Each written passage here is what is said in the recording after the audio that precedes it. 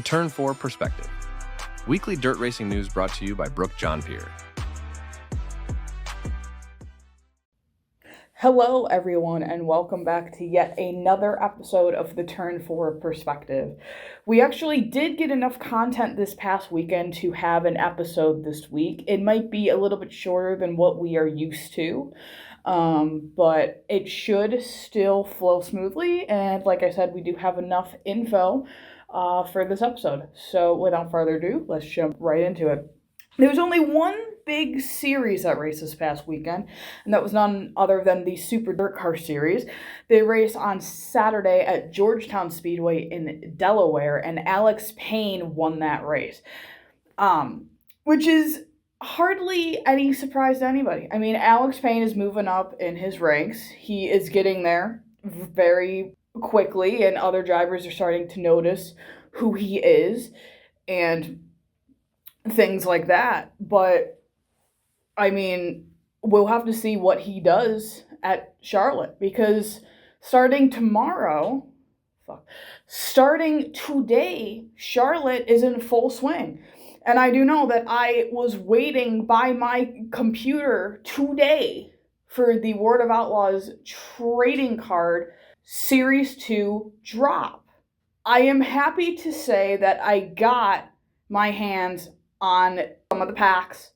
It was a very intense thing, and I felt like a Swiftie waiting for like Taylor Swift record or something, but like I did get my hands on them. So I am really excited about that. But Charlotte is in full swing right now. So we'll have to see what Alex Payne does at Charlotte against drivers like Matt Williamson and Matt Shepard and Eric Rudolph and even Alex Jankowski. So it will be very interesting to see how that pans out.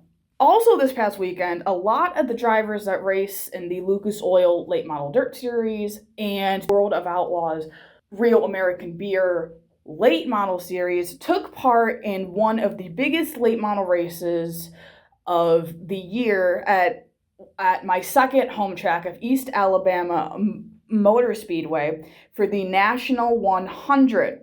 I won't go into much detail about the race because it wasn't a big series race, and that is what we focus on here. But one thing I did find really interesting was that East Alabama had one of their own guys, like one of the local guys, win, and they disqualified him after going through tech. That just really stood out to me because normally tracks want their local guys to win. And then we see a track like East Alabama that has all of these major guys here, and this local guy ends up winning it. And they disqualify him because they are so set on their tax stuff that they don't want to get a bad name. That's why I love that track. It's just so random. There's none of the bullshit going on that you have up here or like at other tracks that I know that you have seen. So I found that really, really interesting to me. Anyway, moving on to the final section of the episode, which is the T episode. The High Limit Racing schedule is officially out for 2026. They have 9 new tracks for this upcoming season, and one of them is here in the great state of New York with State Line Speedway. I don't know much about State Line, nor have I been there, but I can tell you that that is very exciting that they are going there. And another piece of High Limit T is that Tanner Holmes is going full-time to the Buick Motorsports number 13 with High Limit Racing full-time.